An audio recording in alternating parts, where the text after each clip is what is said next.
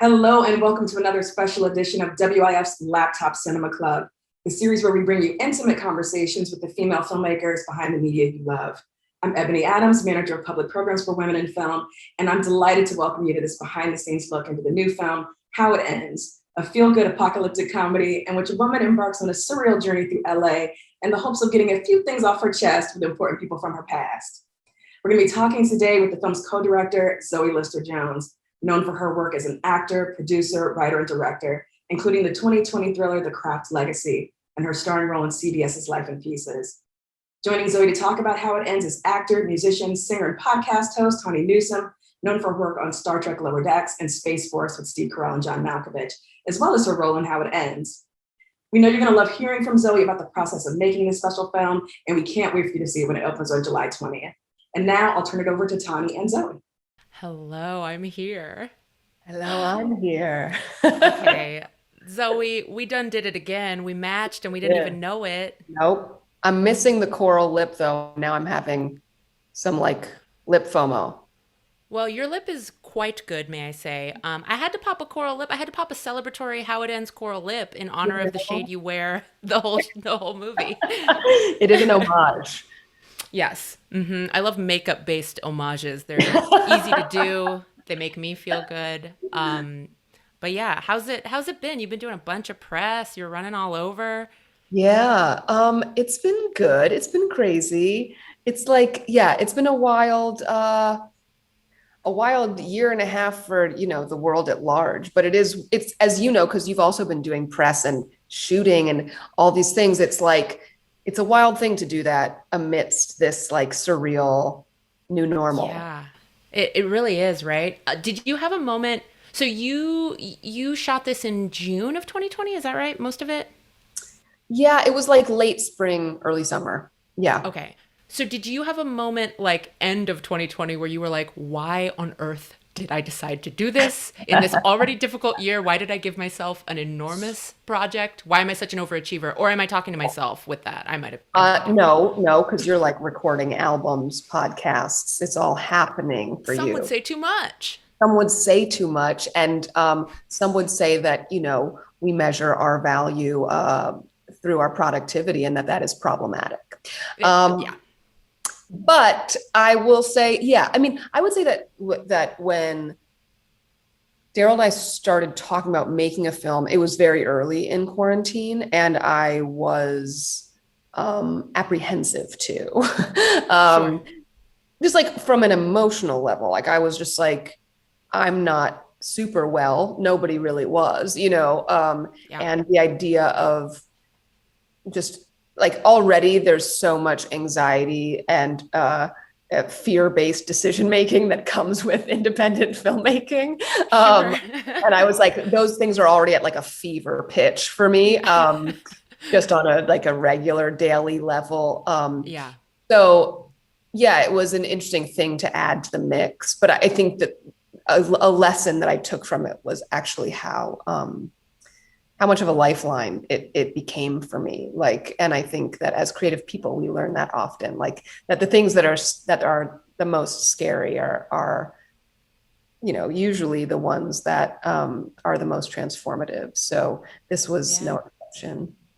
That's how you know it's what you need to be doing, kind of the things that stress you out and scare you the most. Those are going to be the things that give you the most joy.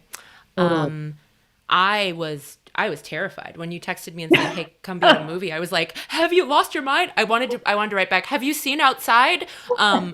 But your text was great because it was literally you can do a piece from your house. So that's a little FaceTime moment from the beginning, which I literally just filmed on my phone. And then you said, and the other scene, you can come into LA. It's all outside. We're going to stand 6 feet apart. We're going to wear our masks till the last minute. There's 2 crew members. You were very this is safe. Everything's going to be fine. And I was like, okay. And it was really, because I live out in the middle of nowhere now. It was the first time since March 13th that I had come back into the city and I didn't know what to expect. Yeah. It was wild. Was it scary did you get a lot of hesitancy from people, or was I the only scaredy cat? No, God, no. Everyone was hesitant because it was early, and I would say almost all of our actors, if not all of them, it was their first time on camera. like, or their first time like performing out in the world. Like they had maybe done Zoom things or, you know, podcasts or whatever, but like to like go outside of their homes and like try to find a sense of play, I think was daunting.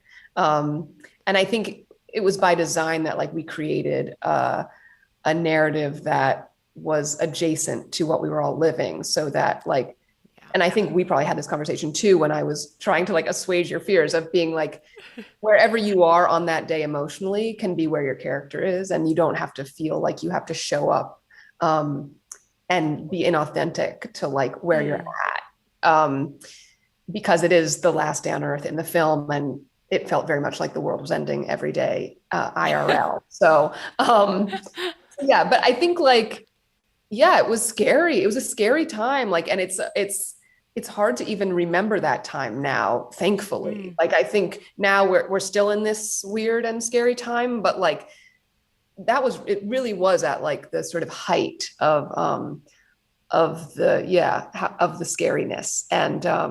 And so I was so grateful that like I was definitely having to do a lot of convincing, but I was so grateful that, you know, people like you would like came to play, because it was, I mean, I hope you felt that way, but it did feel like to show ourselves that we could still find a sense of play was so important.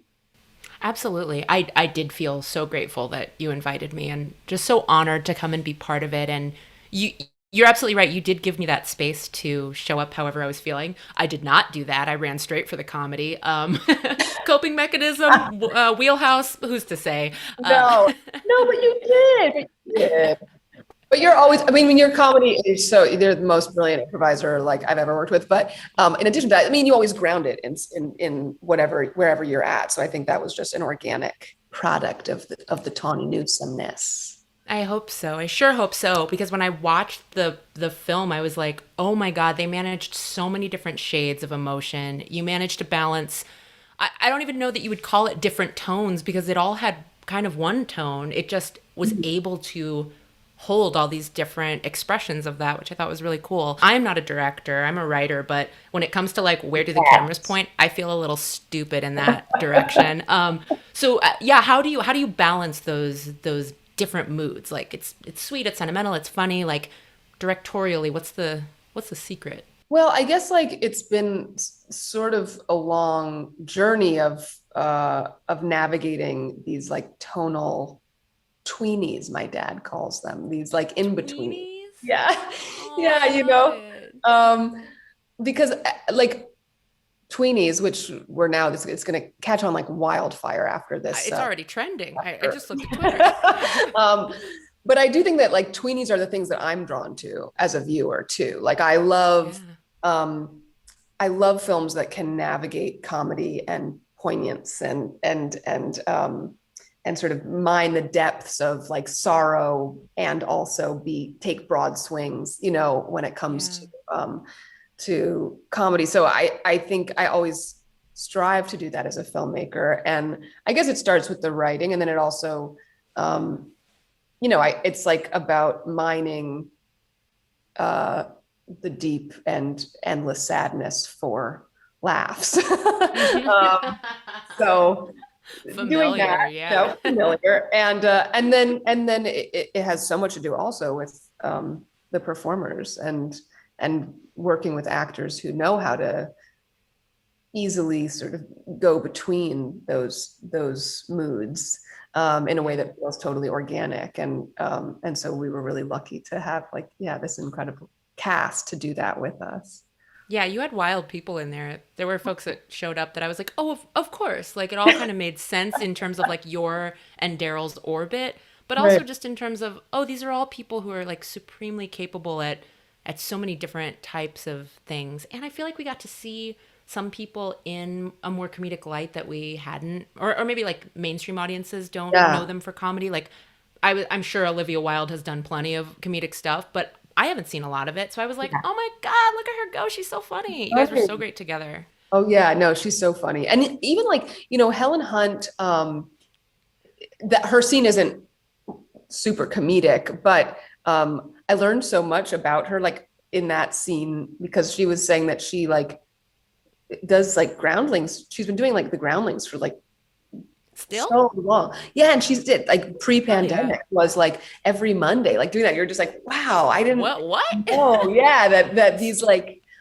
all these secret comedians. Yeah. Ooh, Yeah, Secret Comedians. That'll be the name of my next next album. film. Yeah. Oh, that's the album. Well, it'll be the Well, soundtrack to the film. Yeah. thank you. It'll be Yeah. like a Magnolia Amy Mann situation. So you're welcome.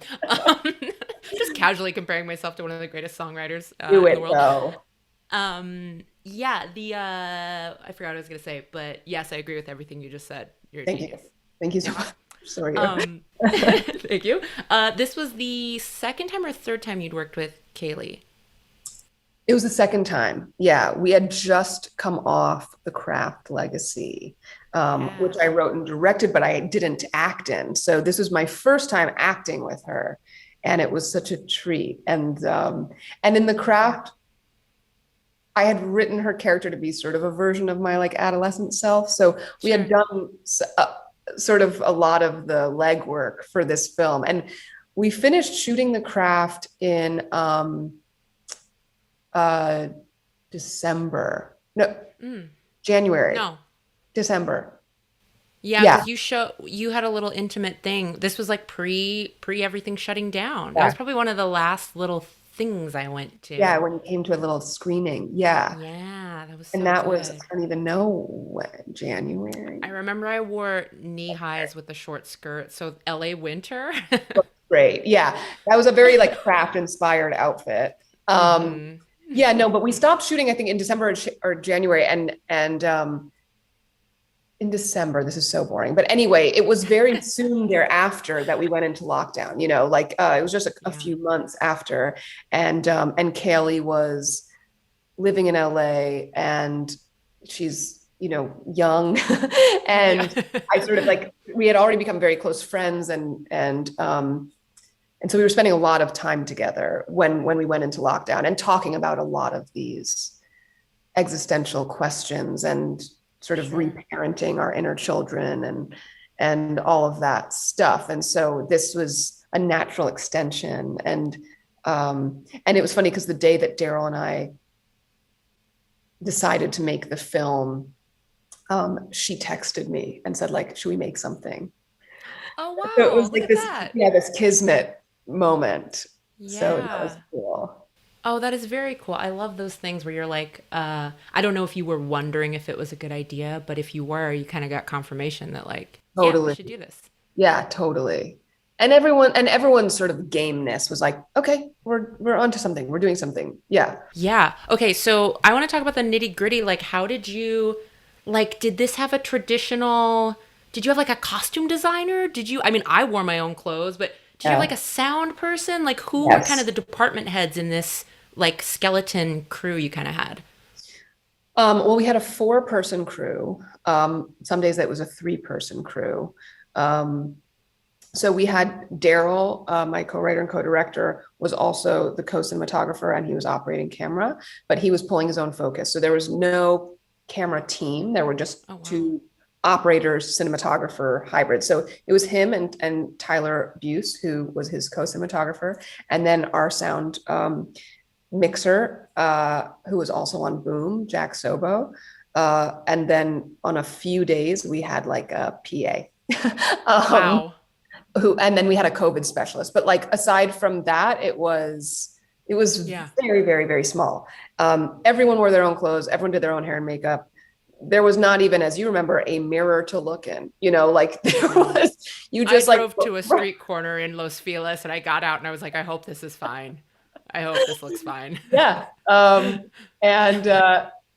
so, yeah, it was, and I think, The Craft was a studio movie, and while even as budgets become larger, you're still always penny pinching and cutting corners, but there was something so amazing about the immediacy of making a film in this way, and having 0 other cooks in the kitchen, and every creative decision was solely ours to make. And I think because of the nature of where we were all at emotionally, like it also felt, you can speak to this maybe, but it also felt safer emotionally to just be like, we're just doing this, like, I don't think anyone was ready to like show up to like a real set, you know, in this way. Right, no. And it was sort of like, just getting you to like be like drive and stand on a street corner was a conversation, you know. Yeah. You're like, I haven't left the mountaintop. Yeah. And I was like, are there still roads? I mean, like, and same with like Olivia had not driven her car yet, so just driving to set was like, what's happening? What are you doing? Yeah, so I think it was like that intimacy was really nice to just feel like we could be free to play and also go wherever the fuck we wanted to emotionally and feel kind of safe doing so. And then obviously for the COVID of it all, it was also helpful to be outside and 6 feet apart and have like very few people around. Yeah, to be actually safe. I remember when we were shooting, there was a woman who kept coming out to like walk her dog and get stuff from her car, but without even looking at us, she would just kind of like walk around where we were standing, not look at us, get stuff out of her car, walk back.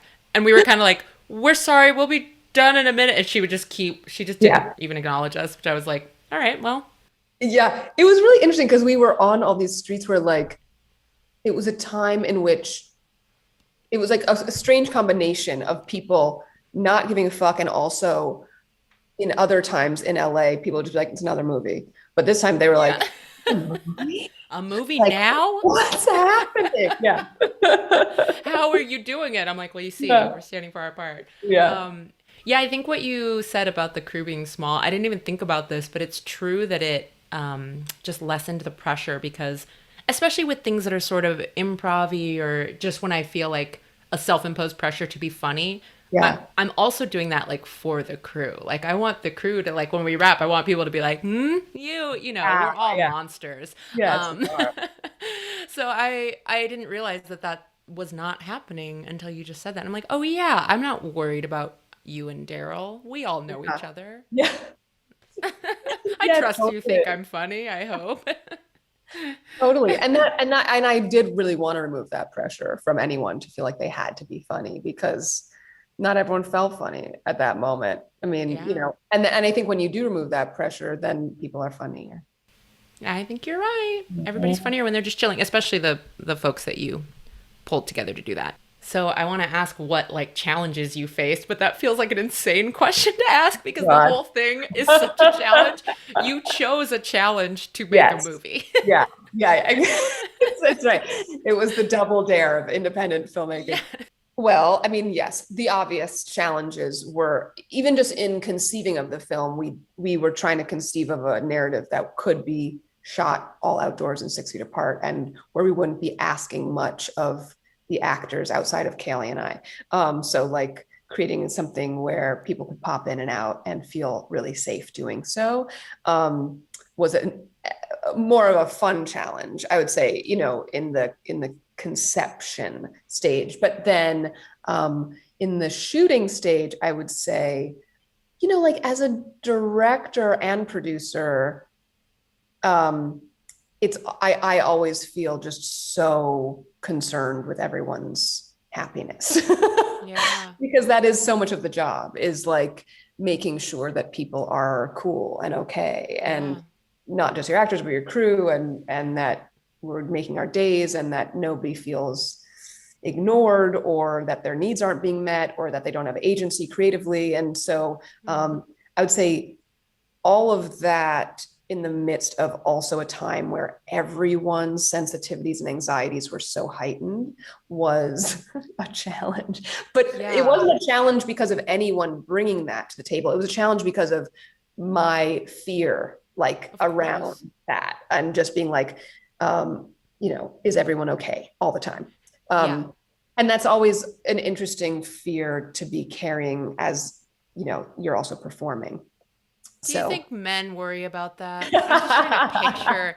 Is fucking Spielberg, love him, is he like worried about everyone like this? Or is this like a woman thing? Is this society making us like look out for everyone and be caretakers? I definitely think it's more of a woman thing. And I think that men generally, not to oversimplify, but I do think like there's a compartmentalization that feels conditioned. Like gender's a construct, so it's all conditioned. It's all but, fake. It's all costuming. So we are living in the Truman Show. I saw on Twitter, and I wish I knew who to credit this to. It is not mine. I saw it on Twitter somewhere. It just said, "You're born naked and everything else is Mrs. Doubtfire." I'm so sorry you're drinking right then. But I was like, you're right. It's just prosthetics so and good. Who knows? Oh man, that's so good. Yeah, I mean, like I do think, I talk a lot about this when I'm like asked what advice I would give to like women filmmakers. And I think it sort of ties into what we're talking about, which is to just go do it. Because Yeah. I think that so many, I think that women in general are afraid to try something that they're not perfect at. And I don't think men have that same fear. And I think that is conditioned. And I think there's a lot of fear too, when you're already in the industry, if you've witnessed the way that women are treated who don't know things, like, well, I better get my shit together because I'll be condescended to or questioned or undermined or all the things that happen no matter how much you fucking know. And so I'm always just like, but just go do it, because that's bullshit. That's us getting in our own way. And that there's a lot of power in saying, I don't know. And that's like something that I've really had to embrace. I waited like a long time. Daryl was the director, and I was like there the whole time, but it didn't even occur to me that I could be the director. And it took like a producer, this amazing producer, Alex Madigan, who we were having lunch, and she was like, "You should direct." And I was like, "Say what?" You're like, him behind me? Yeah, the barista? The man making the coffee? I think you'd be great. He should direct. He does seem, you seem like an auteur. And I would say it's the same thing of like what we're talking about with like being so concerned with how everyone's doing, because we are such people pleasers and so worried all the time. So yeah, I would say let those things go, but it also is an asset and something to embrace in the divine feminine, that like that's a really important quality in a director, I think, because so much of what you're creating is really like impacted by the energy on set. And you're able to maybe be a bit more sensitive to people who might feel like every day is the end of the world a little bit. Yes. You're asking them to come work. I also remember that there weren't it didn't feel like we did a ton of takes. I can't really remember, but I remember feeling it was all very fast. I don't know if that was the case with every setup, but well, I wanted to ask two things. One, did doing few takes, or maybe if you did more, I don't know, did that kind of screw you in the edit, or was that helpful because it narrowed down the choices? And then I also want to go back to the fact that Daryl was pulling his own focus, because with such improv-y scenes, how on earth do you know where it's going to go? That's like surfing an ocean that's mad at you. How do you follow that? Oh my God. Well, kudos to Daryl. I don't know. And he's a self-taught cinematographer and camera operator. So that was wild. And the whole thing was wild. It was like me holding the slate and then running, to the other side. And it was like, but yeah, two cameras were important for improv. They always are. But like half of your scene was like entirely improvised out in a sort of structured, off of a structured outline, but then like half the film was scripted. So those scenes were easier, even though he was like, it's still a nightmare. But the improv scenes were, they were wild, I think, for him to be dealing with. And it was, I think in that way, it was really helpful for us to be co-directing. It was the first time that we were co-directors, because I could, he had to be dealing with so much of the technical shit. And he was also like, just creating these beautiful shots amidst like just this sort of like wild circus of what we were performing. And then I could be more in like the belly of the beast with the actors. So it was a good team effort. Yeah, straight up casting as well as you were doing casting, producing. I think you were our agents as well. I don't know how. Yeah, I did. I took 10%. Yeah. Yeah. Okay. Well, you're welcome. Yeah. And then editing, did you two edit it together? Did you have help with that? Daryl edited it with Libby Cunin, who edited The Craft Legacy and Band-Aid and Woman Up, which was an ABC Mm, pilot that Tawny was the star of, that I wrote and directed. That was, R.I.P. gosh, This is the so soul of it. good. Flying to heaven. It was so good. I'm so Yeah, yeah. mad at our It stupid was network for so not picking it good. up.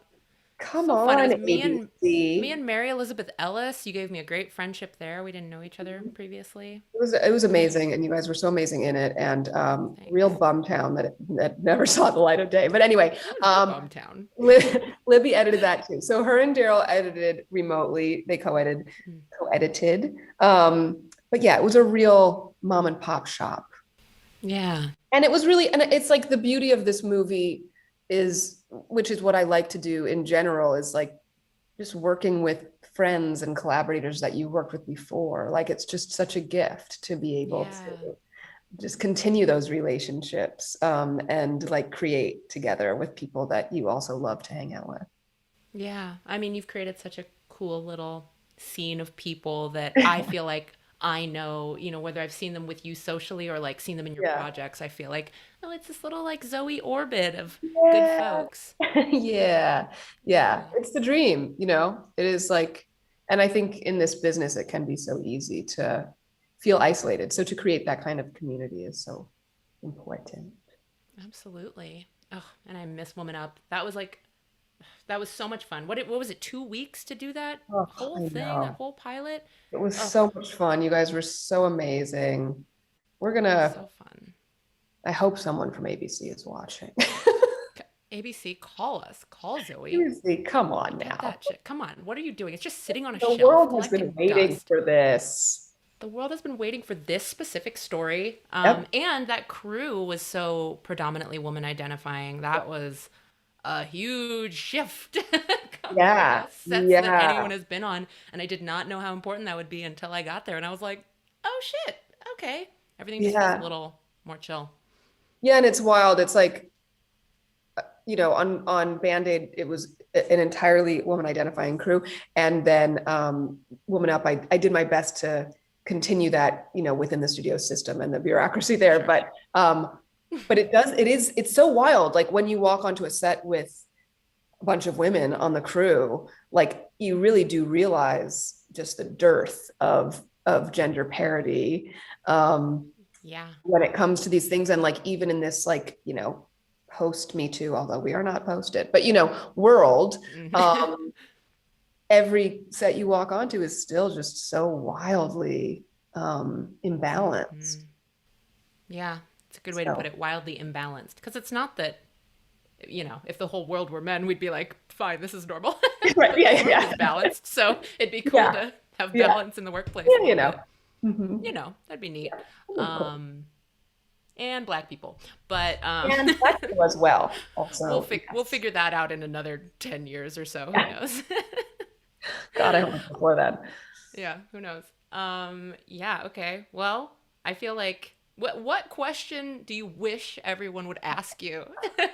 I know when I do press, especially these like Zoom press days where you just sit for 12 hours in your own living room and like 40 people ask you the same question. So it makes me go a little dead behind the eyes. So do you have something that you're like, why didn't anybody talk about this? This thing was good. People should bring this thing up. We worked hard on it. God, what question? I know. I I'm sprung that guess. on you. I'm sorry. Oh my God. No, I love the question. What question do you wish? So we're going to get meta here. So you're asking, just you asking the question is the question that I wish to be asked. Oh, okay. You know what I mean? Yeah. No, I would say like, yeah, the question, how do you do it? How do you do it all? How do you do it all? How do you have it all? How do you have it all? And what lipstick are you wearing? Yeah, beauty, brains, a cool house, a nice husband, talent. How do you do it? No, I don't know. No, there's nothing that I wish I was asked. But I did love that you texted me yesterday, like, what don't you want to be asked? Because that is, yeah, I was like, what are you sick of? and I did tell you, I don't want to be asked what I want to do on the last day on Earth. you And I know? don't care to ask you that. I don't And care you what don't you want to do. know the answer. No, that's grim. I don't want to, that's morbid as hell. I don't want to think about that. No, but I was like, ooh, I should ask you what you would do on your first day if you were a self-aware baby. Right. Like, And so let's go there. pop I right think out. that is the Hello, question I'm that I here. want to ask. Yeah. On my first day as a self-aware baby, I would well, I'd wake up and I would start with affirmations. You That's know, good. I I Starting would early. I would start early, just like in the crib, just being like, you are beautiful, you are loved, you are worthy of love. Hmm. Um, You will you are walk smart, soon. you will walk. Yeah, You you will will eat eat solid food. solids. Will eat solids. Yeah, Yeah, which I do still say to myself every morning. that's good. Yeah, Yeah. that's good. You've been scared of crunchy foods for years. It's a phobia of yours. No more liquid diets for this lady.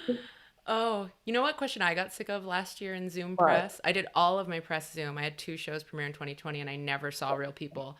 And one was a Star Trek show and the other one was Space Force. So everyone was like, "Which version of space do you like best?" And I was like, "What are you talking about? I didn't go to actual space."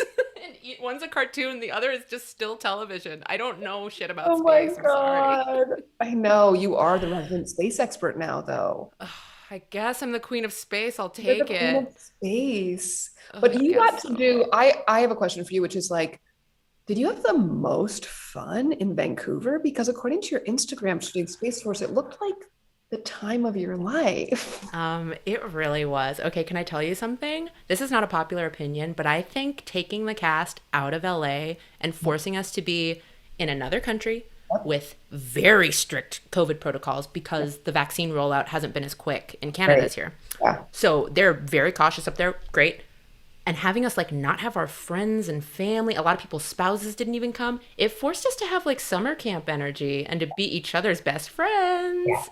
And I was And very jealous. oh, well, you and I can do it too. Just trap us somewhere. Okay, well, I'll trap us somewhere, but like, because you had nature, you had British Columbia nature, Hmm. then you seem to have gourmet sort of coursed meals, a Yes. lot of those, and then movie nights. We did movie nights because we couldn't go anywhere. No, it was So the so cast was all vaccinated, but everything was shut down. You couldn't have dinners for more than like six people. So sometimes like six of us would go. But then afterwards, we went to this little movie room that was in one of the hotels that we were staying at. And it was just like, it really felt like summer camp because it was like, guys, where can we go? Like, we couldn't all scatter and go to bars. We just had little hang times. And I truly feel like that's going to be reflected in I think the second season is going to be so fun and funny because oh, I we had can't fun. see it. Yeah. I'll be watching just like, I mean, obviously because I love the show and you, but also just because I want to see the chemistry grow. I want to see a baby. Yeah. Oh, thank you. We welcome your eyes. We welcome you watching it. Okay, we have to go, but what do you want to make next? Not what are you doing next? What do you want Do. to do? Well, I'd like to make a series on television because it does feel like it's not something that I've acted in series, but I haven't created a series that's gone, and it feels like it's just such an exciting medium to like play within because you have so much more time to tell a story. So I do really want to do that, and then yeah, just to continue, I think making movies that feel I don't know, like they're authentically mine, which I think Yeah. always try to do, but you know, it does get easy to. It's not easy. Making movies is a living nightmare, but you know, like you can sort of get lost in making things to sort of check off a box or to get like the commerce side in your head. And I like to always just I'd like to make something that feels just like just the purity of the art form, which is a challenge. Yeah. Yeah. I totally know what you mean. It can be easier to make things to kind of feed the beast, but you gotta make a meal for yourself. Make yourself lunch. Yes. I'm sorry for Solid that. foods. Solid Oh, foods. yes. Solid foods. Yes, self-aware baby. Okay. Well, on that note, That's Zoe. I'm Tawny. We're here with Women in Film, WIF. How It Ends is available everywhere digitally, July 20th. You can get it on your computer, your phone. You can put it on a Everywhere. big screen in a little movie room in select theaters. It's also in select theaters. So if you are, waxed and vaxxed, because it is important to be hairless, and I do want to put that out there. Just kidding. This is Women in Film. It is important to not be hairless, actually. But no, if you are, go see it in the theater, because that is always nice to support, the local cinemas. They're a dime. Absolutely. Get that surround sound. Improv is best in surround sound, right? It always is. And if you dig the film, tell your friends and tweet and Instagram, because it's little, and that stuff is really, it counts. Yeah, it's little, but it's big in our hearts. Yeah. I don't know what I'm saying Oh, anymore. you're great. Oh my God. Was this okay? You were so great, Tawny. Okay, thank you. And I was worried, so thank you for telling me don't that be I did a worried. good job. And Okay. I mean, you started so strong just with the Luke, Okay. that it was like, yeah. And I love that. I love to see it. Yes. Thank you. Yeah. Give us some profile. Give us some profile. Okay. Wow. Great. Okay. Did I go too big on the lashes? Are they too big? Is that actually a question? No, you passed my test. Thank you so much. Thank you for talking to me today. You're the best. I love you. Honey, I love you. Bye, everybody.